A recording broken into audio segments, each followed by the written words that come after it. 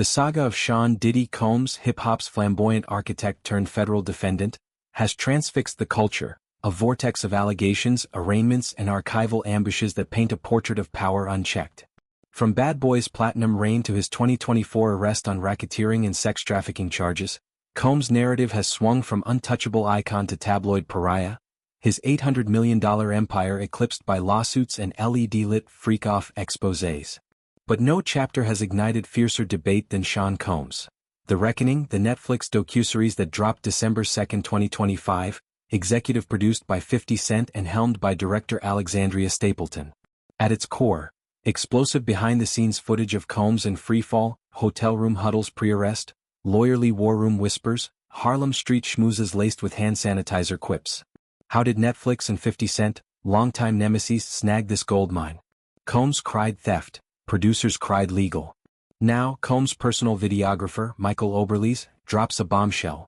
It wasn't betrayal by insiders but a freelancer's freelance fury, a 3-day fill-in who flipped sacred reels for a narrative not his own. Oberlies' December 10 statement to Rolling Stone peels back the curtain with surgical precision. For 2 years he toiled on an authorized opus profiling Combs, a paean to his phoenix-like rise from Harlem hustles to yacht parties, intended as the rapper's self-authored redemption. The footage in question was not released by me or anyone authorized, Oberlies asserts, pinning the leak on a temp hired during his out-of-state hiatus. This incident had nothing to do with any fee dispute or contract issue. It's a scathing indictment. The actions reflect the lack of integrity every storyteller should uphold. Taking footage intended for our project to advance a narrative that was not our own is both unethical and unacceptable. The clips, Combs pacing his NYC suite days before cuffs clicked, dissecting defense strategies with counsel, bantering with fans post-plea stroll, are intimate, unvarnished, humanizing in their haste yet damning in context. Combs, ensconced in a 50-month Brooklyn bid, roared back through spokespeople, branding the series a shameful hit piece reliant on stolen footage that was never authorized. In a Variety missive, his camp accused Netflix of desperate sensationalize every minute to capitalize on a never-ending media frenzy, decrying out-of-context lawyer chats as never intended for public viewing. Combs, archiving since 19, envisioned his own opus, raw, redemptive, reclaiming the mic from accusers like Cassie Ventura and Gina Huyn. Instead, The Reckoning weaponizes his vaults, threading allegations of abuse, coercion, and corporate conquest into a tapestry of toxicity.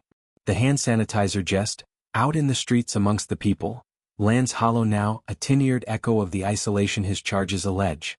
Enter 50 Cent, the provocateur producer whose feud with Combs dates to 2007's G-Unit Snipes and Disco Inferno Desus.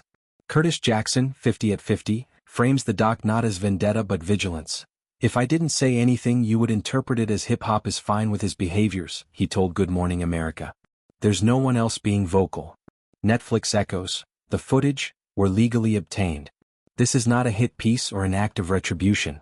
Stapleton, shielding her source like a state secret.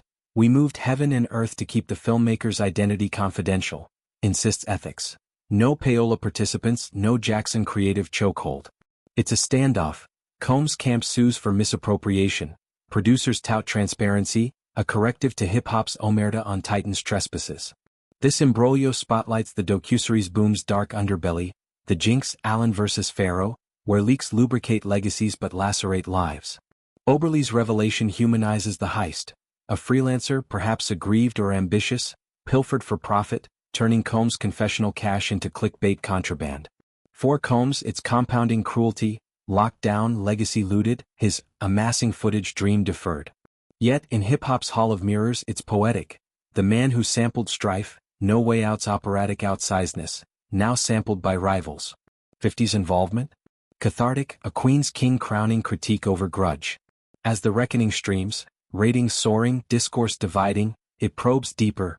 Power's perishability, accountability's arc. Combs' footage, ethical quagmire or not, illuminates the mogul's machinations, forcing reckoning beyond one man.